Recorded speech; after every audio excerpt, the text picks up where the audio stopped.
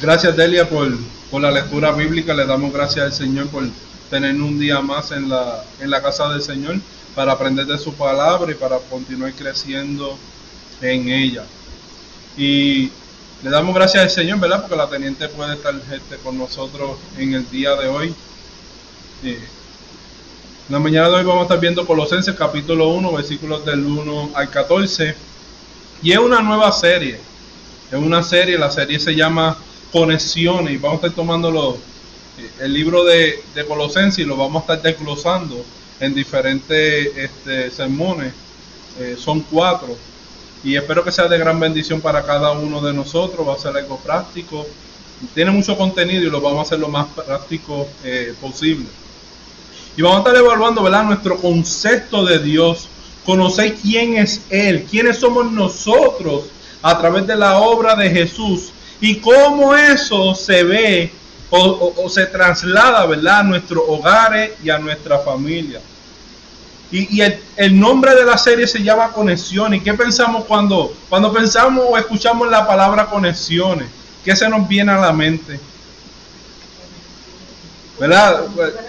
Tengo conexiones, ¿verdad? A lo mejor conozco a alguien de importancia, tengo conexiones. También podemos pensar, ¿verdad?, en todos los equipos eléctricos que están conectados. El celular, para coger carga, tiene que estar conectado, ¿verdad? Y necesita tener una conexión con la red para poder hacer llamadas. El carro tarde o temprano lo tienes que llevar a echar gasolina, pero hay muchos carros que están conectados con un satélite para que tú puedas tener un GPS y todo. No sé, hay algunos GPS que no funcionan en Puerto Rico, pero pues los que se tienen y funcionan, pues le damos gracias a Dios por eso. El televisor necesita estar conectado al satélite, si tiene DirecTV, cable, lo que tenga. El internet necesita estar conectada, todo tiene que estar conectado. Ahora, ¿verdad?, las casas están conectadas a energía eléctrica, tanto que se ve en Puerto Rico. Hoy por la mañana aquí en el pueblo se han ido ya 2 veces. Y muchos, ¿verdad?, están conectados con Facebook, WhatsApp, TikTok, de todo. Y a veces tenemos hasta un montón de gente en el Facebook que no son ni amigos nuestros, pero lo tenemos ahí. Todo es conexión. Se llama, ¿verdad?, la era de las comunicaciones. Y interesante porque en un mundo con tanta conexión, con tanta comunicación, parecería que menos nos comunicamos con la persona que está a nuestro lado. Una vez usted ha ido a un restaurante donde las personas que están con el celular es móvil de comunicación, la persona está al frente tuyo, están comiendo y no hablan. Hace tiempo estuve viendo un video de un experimento. Tenían una familia en una mesa y en esa mesa estaban los papás, los abuelos, los tíos, y empezaron a hacer preguntas. Las primeras preguntas eran acerca de gente famosa, y fulano de tal, que si el Grammy de tal, y conocían, todo el mundo conocía los famosos. Y después cambia y empieza: ¿dónde se conocieron tus abuelos? ¿Cuáles, en qué capilla o en qué lugar se casaron tus padres? ¿Cómo se conocieron tus padres? ¿De qué pueblo es tu papá? ¿Qué deporte favorito es tu hijo o hija? Y así sucesivamente. Entonces, si la respuesta la tenían mal, se tenían que levantar y salir de la mesa. Al final, tristemente, la mesa se quedó vacía. Eso es con nuestra familia, donde en medio de una era de comunicaciones, parecería que menos tenemos comunicación. Y en nuestra comunión con Dios, ¿cómo está nuestra comunión con Dios? No, y esto es una pregunta: ¿nos causaría más dolor quedarnos sin celular por un día? Pero está bien que quizás no oremos. Otra pregunta: ¿estaría bien desesperarnos porque se nos agotó el celular y no tenemos un cargador cerca? en vez de preocuparnos más porque quizás caminamos sin la llenura del Espíritu Santo. Tristemente, en el mundo en que estamos viviendo, parecería que la imagen de nosotros en el Facebook y en diferentes lugares es más importante que la imagen de nosotros en el Señor Jesucristo, de conocer quiénes nosotros somos en Jesús. Pero yo quiero creer que todavía hay un remanente que sí quiere conocer del Señor, que sí, a pesar de las distracciones, de las situaciones, quiere permanecer en el Señor, quieren conocer quiénes son ellos en Cristo, tienen hambre de tener una comunicación, una comunión cercana con el Señor. Yo quiero creer que hay un remanente que sí desea verdaderamente a un Dios, a seguir al Señor, leer la palabra del Señor. Y espero que tú y yo seamos de esa gente que cada día queramos conocer más al Señor. Esta carta a los Colosenses es una carta hermosa y a diferencia de muchas iglesias, la iglesia de Colosas o de la ciudad a los Colosenses no fue fundada por Pablo, fue fundada por un creyente que Pablo lo llevó a los pies de Cristo, que se llama Epafras, y él vivía en esa ciudad y dedicó su vida para que otros también conocieran del Señor. Y cuando se escribe esta carta, Pablo se encontraba en Roma, en una cárcel domiciliaria, que sería como en nuestros tiempos tener como un grillete. Y Epafras viajó hacia Roma para darle las buenas noticias de la iglesia y cómo los colosenses se habían mantenido en la fe, pero también fue para buscar palabras y consejos de Pablo, porque la iglesia de Colosenses estaba pasando por muchos desafíos. Este libro es un libro profundo, tiene mucha información, por eso lo vamos a estar dividiendo para que nosotros podamos hacerlo lo más práctico posible. Y después de meditar en la palabra del Señor de la mañana de hoy, me he dado cuenta de que la iglesia de los Colosenses tiene muchas cosas en común de la iglesia de ahora, de tú y yo. Y es que, y si tiene un lápiz, escriba esto por ahí. Y es que si el enemigo no logra desviarte con el pecado, a él le basta con que tengas una idea errónea de Dios. Vuelvo y repito, si el enemigo no logra desviarte con el pecado, a él le basta con que tengas una idea errónea de quién es Dios. Le pasó a Adán y a Eva, le pasó eso en el jardín del Edén. En Génesis capítulo 3, los versículos 4 y 5, dice: entonces la serpiente le dijo a la mujer: no moriréis, sino que sabe Dios, viste como buena Dios, que el día que coméis de él, serán abiertos vuestros ojos, seréis como Dios, sabiendo el bien y el mal. Tomando algo del Señor y tergiversándolo. Le pasó a Job. Y el Job fue diferente, porque Job era su misma percepción de quién era Dios. Y vemos la percepción de sus supuestos amigos que estaban alrededor de él, las percepciones de quienes ellos tenían de Dios. Al final, ¿qué fue lo que Job dijo?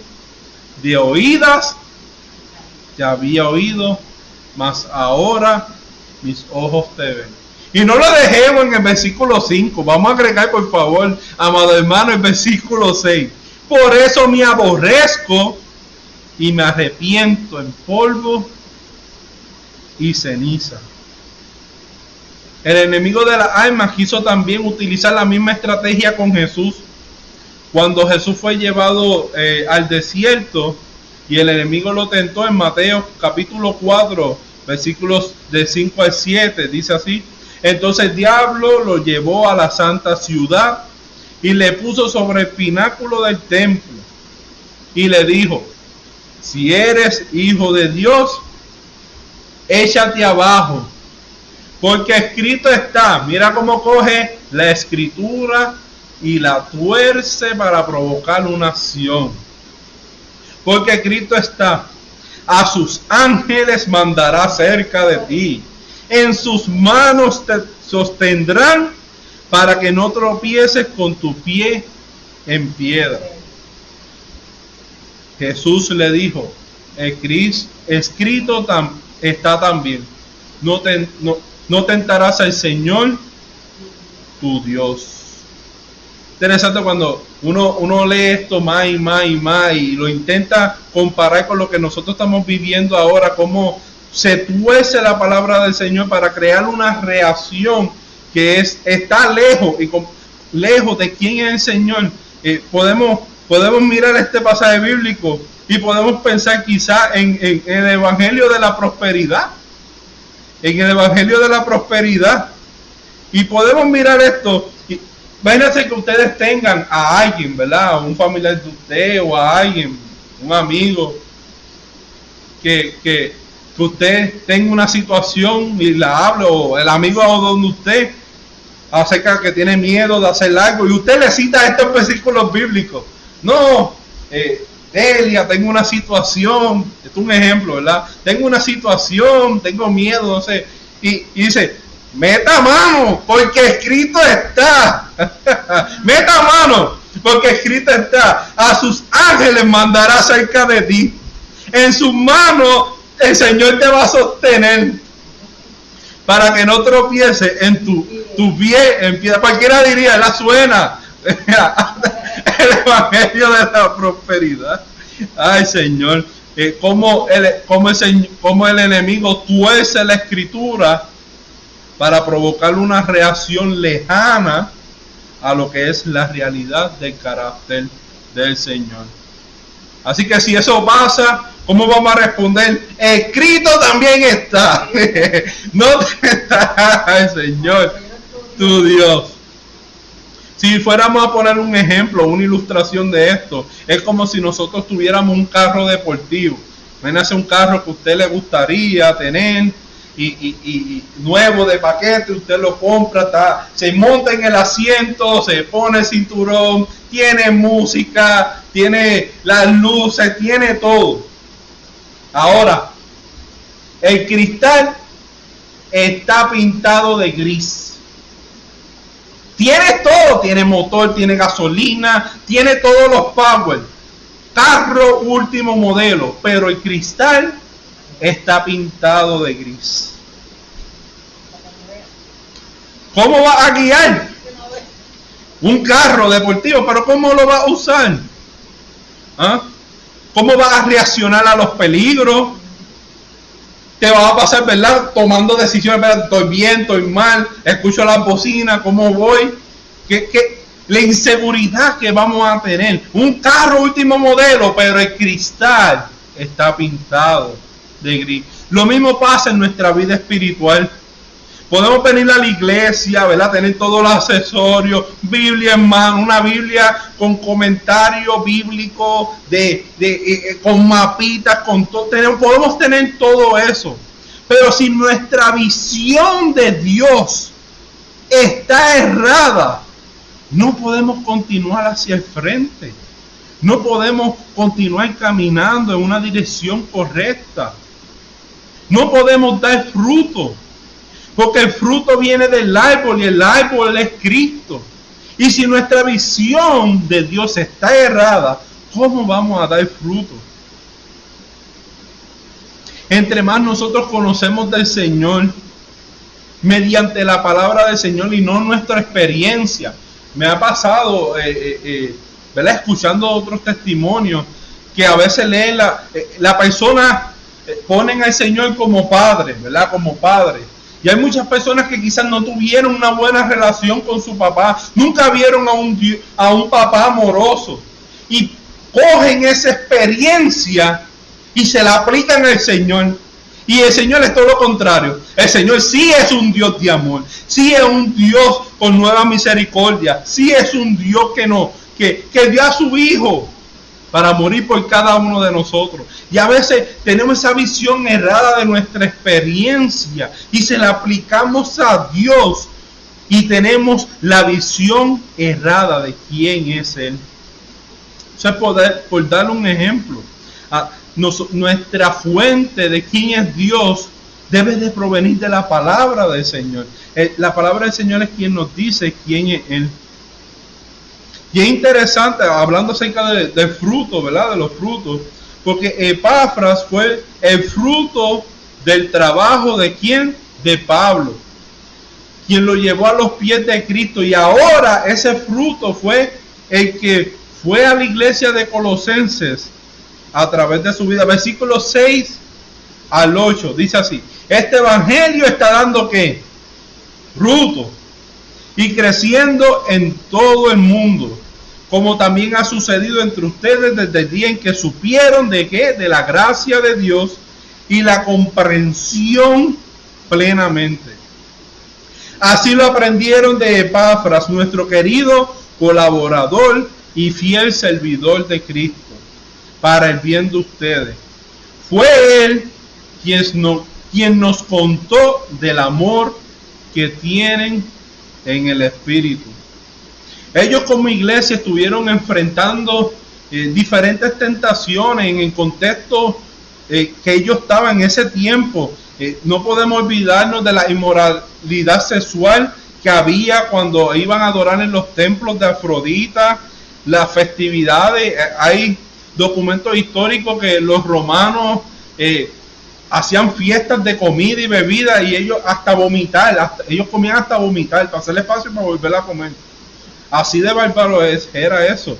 Ellos enfrentaron un sinnúmero de personas, de los judaizantes, ¿verdad? Que eran personas legalistas, que imponían enseñanza y práctica que aunque se veían por fuera muy religiosos, muy piadosos, ¿verdad? Pero en nada de eso, todo lo que le impedía, todo lo que le ponían, impedían que ellos vivieran libremente en Cristo Jesús. Y también enfrentaron el gnosticismo, una idea distorsionada que decía que Jesús no podía haber sido Dios. Pero leemos esos versículos nuevamente más adelante, que dice del 9 al 11. Por eso, desde el día en que lo supimos, no hemos dejado de ¿qué? De orar por la oración, amado hermano. Orar por ustedes. Pero mira, ¿qué era lo que el apóstol Pablo estaba orando? Pedimos que Dios les haga conocer plenamente su voluntad, con toda sabiduría y comprensión espiritual, para que vivan de manera digna del Señor, agradándole en todo. Esto implica dar fruto en toda buena obra, crecer en el conocimiento de Dios y ser fortalecidos en todo sentido con tu propia fuerza, dice la palabra del Señor. No, ¿cómo dice ahí? Con su glorioso poder. Y mira esto: así perseveran con paciencia en toda situación. Así perseveran con paciencia en toda situación. Las tentaciones de los colosenses no son distintas a las de nosotros. Y de igual manera nosotros también necesitamos a Cristo para nosotros llevar fruto. Hoy en día la diosa de la inmoralidad sexual, Afrodita, la podemos encontrar, mira, en el celular, en la computadora. Con cuántos clics no sé, pero se puede buscar, a buen entendedor, pocas palabras bastan. Hoy en día también vemos iglesias que sienten que Jesús no es suficiente. Llegan las personas y dicen, no, vamos a cambiarle esto, vamos a cambiarle esto, vamos a cambiarle esto, para que se vean más cristianas, con conceptos de hombres y no bajo los méritos y criterios de Cristo Jesús. Haciendo esto, ¿verdad? Un obstáculo a la obra que Jesucristo hizo.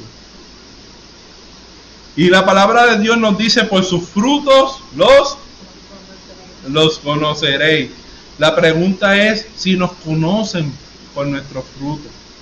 si damos fruto, como dice la palabra de Dios, en toda buena obra, si perseveramos con paciencia en toda situación. La primera vez que yo, ¿verdad?, cuando estuve analizando este pasaje bíblico, qué fuerte eso, perseverar y paciencia ahí, al ladito, perseverar, mantenerte, pero también esperar en el Señor. Eso es lo que moldea verdaderamente nuestro carácter, que en la adversidad nosotros podamos perseverar confiando en el Señor, que nosotros podamos con paciencia esperar que el Señor logre en nuestras vidas. Aleluya. Los gnósticos del primer siglo pensaban que entre más acumulación de conocimiento tuvieran, iban a ser aceptados por el Señor. No, es un conocimiento especial el que me acerca al Señor. Y de hecho hasta pensaban que la salvación no podía venir de Jesús. Nosotros, amados hermanos, conocemos, ¿verdad?, que Jesús es el centro de todo. Él es nuestra fuente de salvación. Y me pregunto si en nuestros tiempos nos aplicara más el que quizás nosotros conocemos lo que es correcto en Cristo, pero no lo hacemos. Conocer, así como los gnósticos del primer siglo conocían, ¿verdad?, pero no practicaban. Nosotros conocemos las cosas que el Señor nos manda hacer, pero no las hacemos. Podemos pensar en eso y llevar, ¿verdad?, de forma práctica, llevar eso. Conocemos lo que es correcto, pero no lo hacemos. Santiago nos dice que eso es pecado, conocer lo que está bien y no hacerlo. Así que si tiene su lápiz, apunte por ahí. La primera es, ¿verdad?, el fruto. Hablamos del fruto. ¿Cómo dar fruto? Es cuando nosotros practicamos lo que Cristo nos pone en nuestros corazones, lo que dice la palabra del Señor, que ahí es donde se produce el fruto. Hablamos, ¿verdad?, de cómo el enemigo, si no nos desvía del pecado, a él le basta con que nosotros tengamos una visión errónea de quién es Dios. Pero apunte esto también por ahí. Si el enemigo no logra desviarte con el pecado, a él le basta que no sepas quién tú eres en Cristo. Si el enemigo no logra desviarte con el pecado, a él le basta con que no sepas quién eres en Cristo. ¿Alguien aquí ha ido al zoológico? Una vez, zoológico. Yo fui cuando pequeño y no volví a ir porque lamentablemente cuando yo fui uno de los trapecistas cayó y todo el mundo tuvo que salir corriendo. Hecho real. No he vuelto a ir. Pero algo interesante de los circos es el elefante grandote que está ahí con una cadenita pequeña. Yo me pregunto cómo el elefante no rompe la cadena y sale de ahí, porque el elefante es 100 veces más, yo no sé cuántas veces más grande y más fuerte que esa cadenita. Y lo interesante de esa historia es que cuando el elefante es pequeño, cuando el elefante es bebé, a él le ponen una cadena pesada. Él no está acostumbrado a estar amarrado, así que le ponen una cadena y lo ponen ahí, y el elefante desde pequeño empieza a jalar porque no está acostumbrado a estar amarrado. Él estaba libre, ahora lo están amarrando. Y empieza a jalar y pasa el tiempo, pasan los años, hasta que el elefante, que es pequeño, crece, pero todavía tiene una mentalidad pequeña en cuanto a la cadena. Cada vez que le ponen la cadena al elefante, él piensa que no puede salirse de ahí, de esa cadena. Piensa que como desde pequeño, esa fue su experiencia, de que no podía salir de esas cadenas, de que esas cadenas, por más que intentara, no podía salir. Piensa que ahora como grande, no puede salir de ella. Aleluya. Cuando nosotros estamos en Cristo, nuestras cadenas son liberadas. No podemos continuar crecemos en el Señor, cuando crecemos, ¿cómo es nuestra libertad en Cristo? No podemos parecernos como el elefante grande, ¿verdad? Parecernos creyentes grandes, con una mentalidad de quiénes somos en Cristo, con una mentalidad de la liberación que el Señor nos puede liberar del pecado en nuestras vidas, como si fuéramos pequeños. ¿Somos grandes o somos pequeños? Pero no podemos estar en el medio, en el Señor. Mira qué interesante cómo le habla el apóstol Pablo a los colosenses en los versículos del 12 al 14. Dando gracias con alegría al Padre, Él los ha facultado para participar de la herencia de los santos en el reino de la luz. Mira este versículo 13, apúntelo, márquelo, escríbalo. Ahí marquita, escriba alrededor, póngale un papel aparte. Él nos libró ¿de qué? Del dominio de la oscuridad y nos trasladó al reino de su Hijo amado, en quien tenemos redención, el perdón de pecado. Cuando nosotros estamos en Cristo, amado hermano, nosotros tenemos que entender de quiénes nosotros somos. Y un comentarista lo pone de esta manera. Los colosenses temían a las fuerzas invisibles de las tinieblas, pero Pablo dice que los creyentes verdaderos han sido trasladados de la oscuridad a la luz, de la esclavitud a la libertad, de la culpa al perdón y del poder del enemigo al poder de Dios. Fuimos rescatados de un reino rebelde para servir al legítimo rey.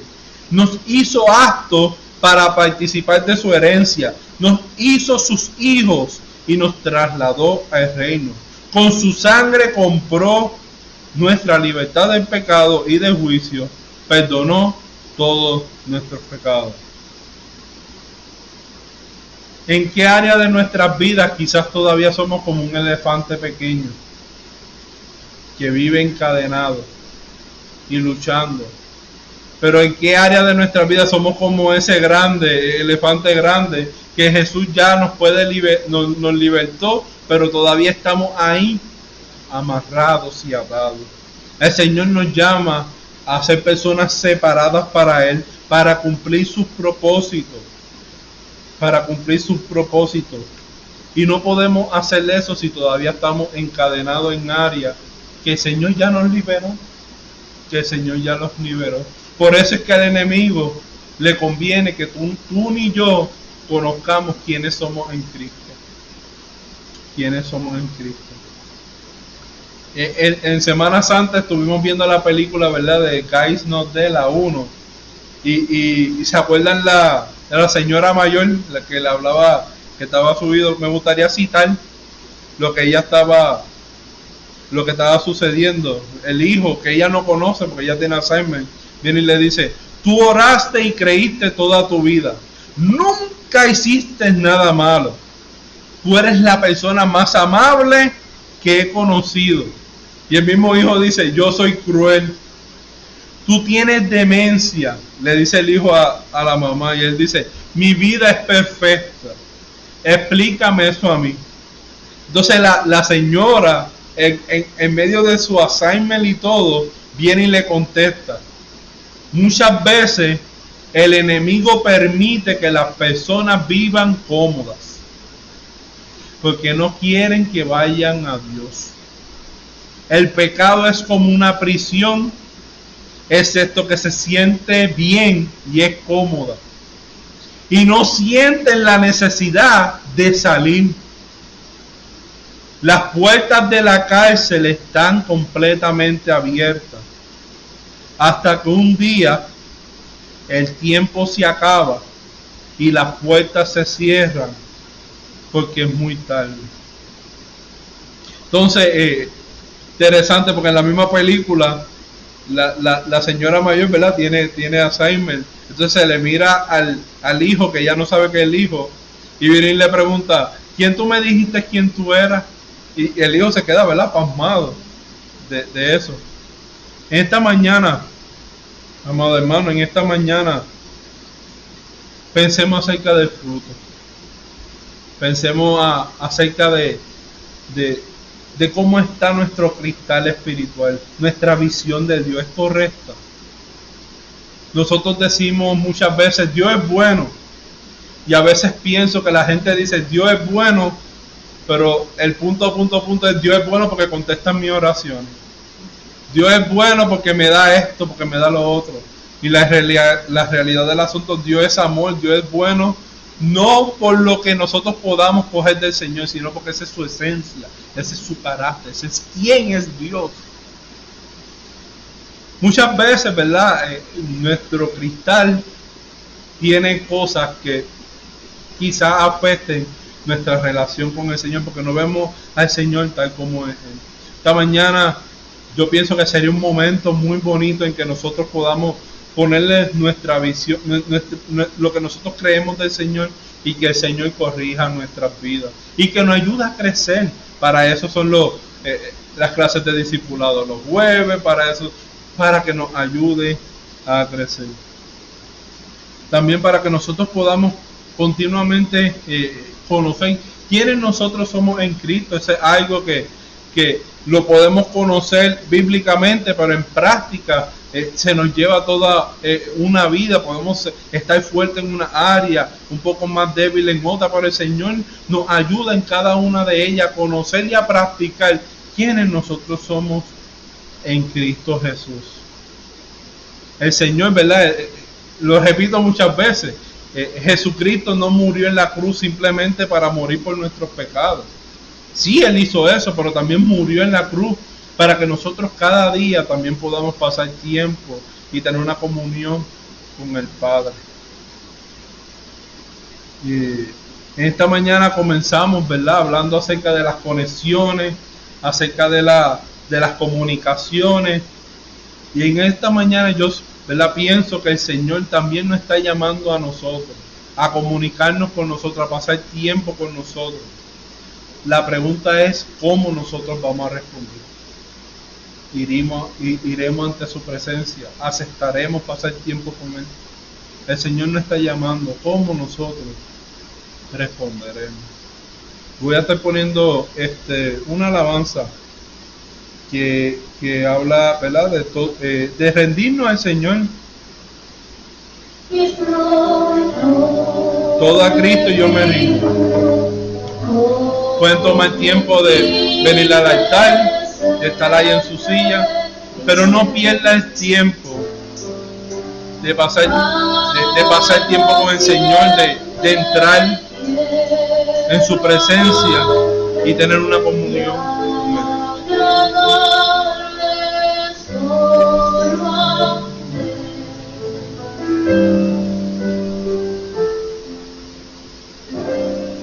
Aleluya.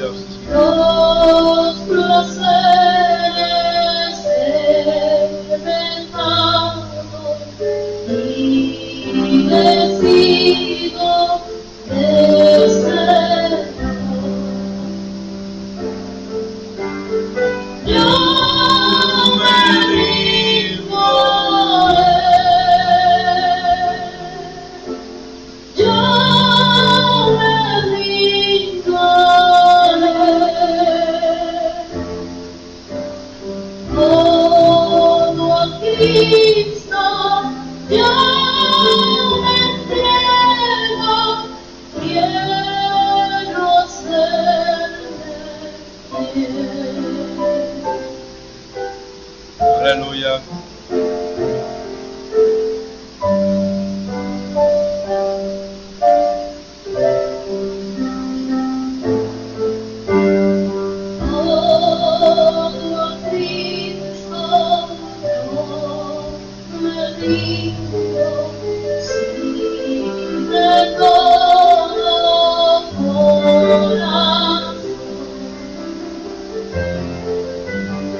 Yo